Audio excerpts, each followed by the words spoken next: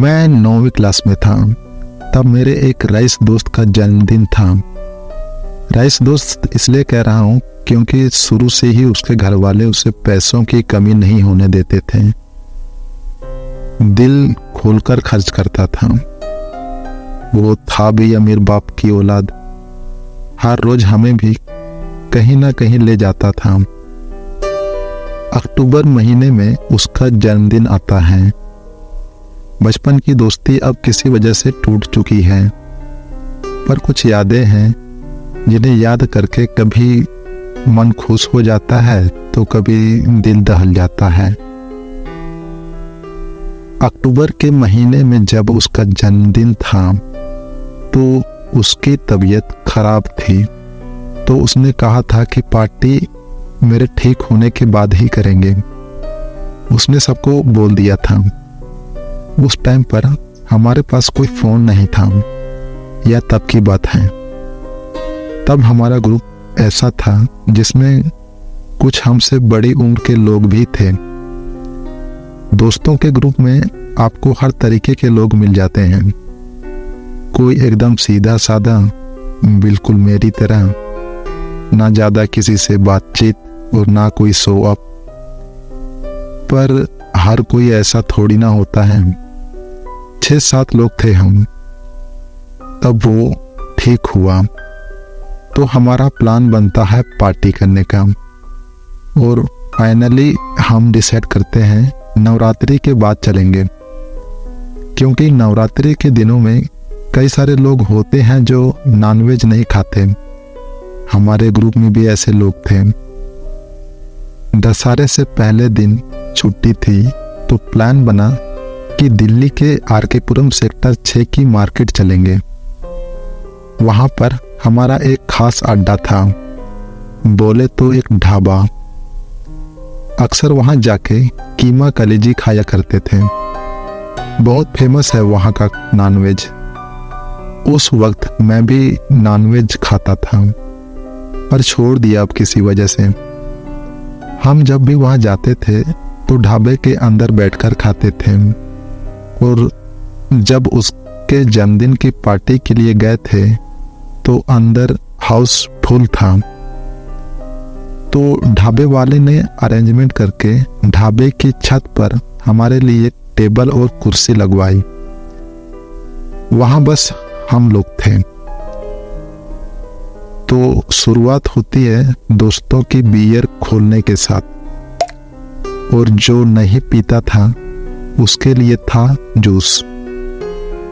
हमने केक काटने की फॉर्मेलिटी नहीं की, और वैसे भी सब लोग खाने पीने वाले पार्टी के मूड में थे।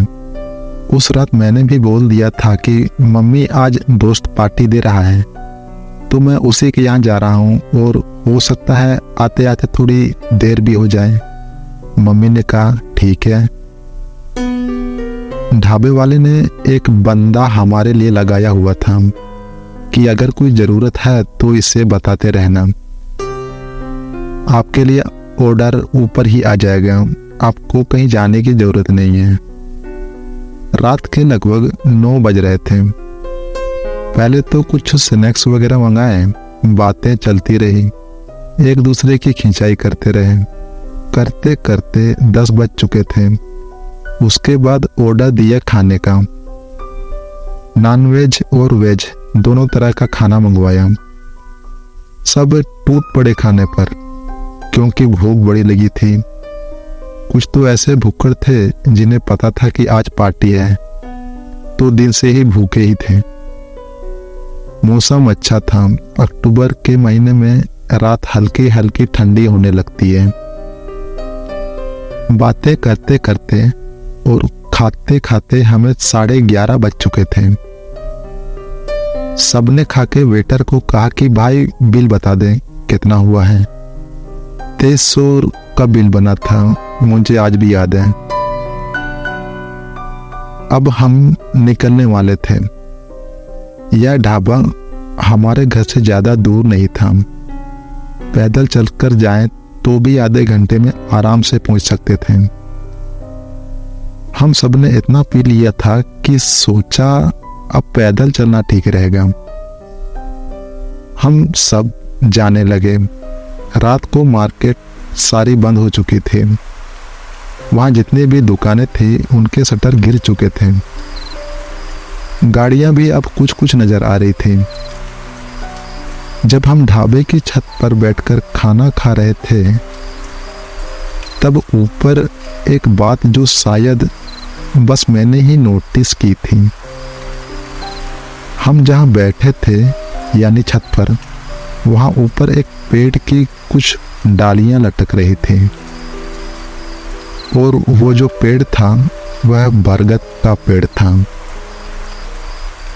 मेरे मन में आया था कि शायद यहाँ बैठकर नॉनवेज खाना ठीक नहीं होगा।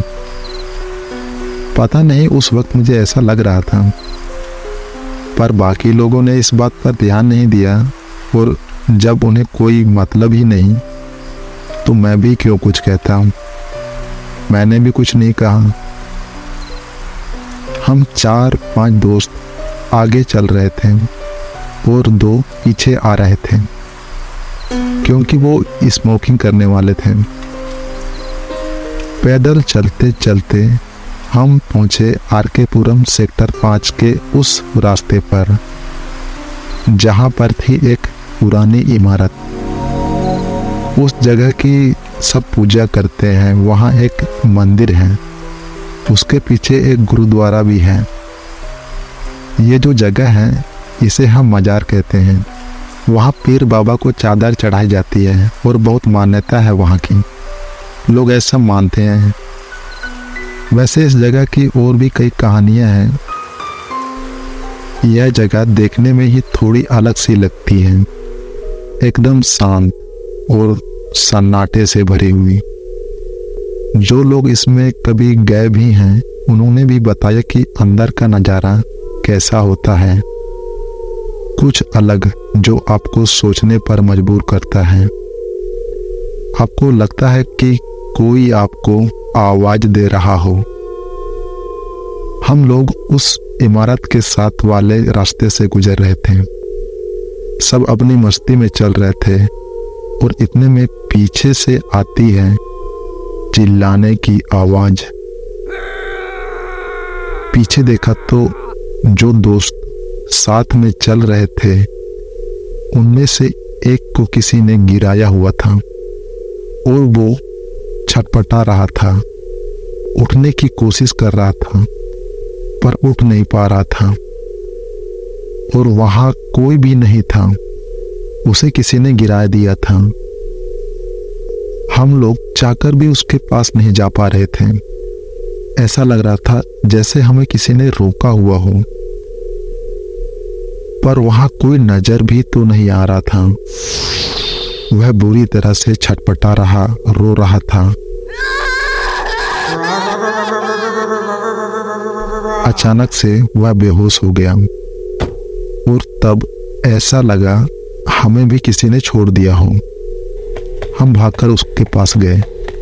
उसके मुंह से झाग निकल रहे थे, सांसें चल रही थी। हमने उसे उठाया और ऑटो किया। वहां के एक अस्पताल में ले गए। वहां उसको एडमिट किया, दवाइयां वगैरह दी और थोड़ी देर में उसे होश आया।